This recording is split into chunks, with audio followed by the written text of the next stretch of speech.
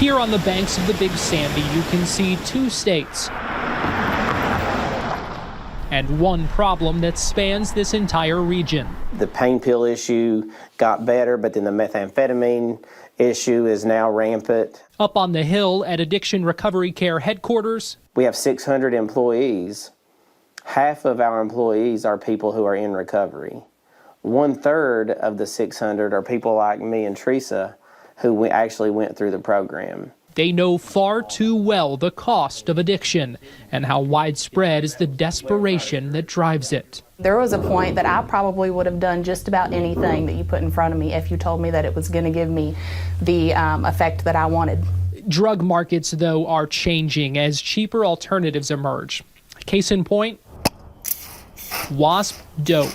With a little bit of work, a $6 substance dealers can mix with the meth they're selling, and users can satisfy their chemical cravings. They can put their wasp spray down in there and then inhale through this. Warnings of wasping and the like have been around for a couple of years, with stories out of Kentucky, West Virginia, and other places. We think this is a really important first step to better understanding the use in the community.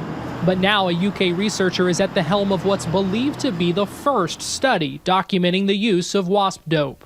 Well, now that we know it's not rare, we know that it could become a major public health issue, and we were not sure of its long-term or short-term effects. Experts say wasp dope is a crystalline substance that gives a meth-like rush. Researchers found its use too common in rural eastern Kentucky communities like this one. Nearly 1 in 6 drug users surveyed had used it in the past 6 months, they found, and that's close to the percentage of those who had used cocaine or crack. And for drug users who inject meth, almost a third said they had used wasp dope in the past 6 months. The study found that rates of use are also strongly associated with homelessness, lack of transportation, and other risk factors. We found that people were reporting having used wasp dope when they became unable to afford methamphetamine, or when they had to switch dealers for methamphetamine, or when they became just too desperate and switched to wasp dope intentionally from methamphetamine. Experts say medical workers need to watch out for it and ask about its use. Wasp dope has already been documented as causing delirium or hallucinations, unintended and unexpected effects, but likely not the only ones. The different types of substances may change, but the disease remains the same.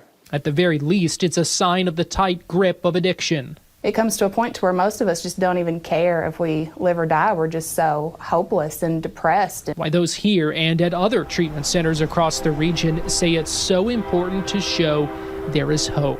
We believe that when somebody understands that they were created on purpose and for a purpose, that clean and sober is just a byproduct of them getting that they were created for something more than addiction. And to let folks know they too can make it to the other side.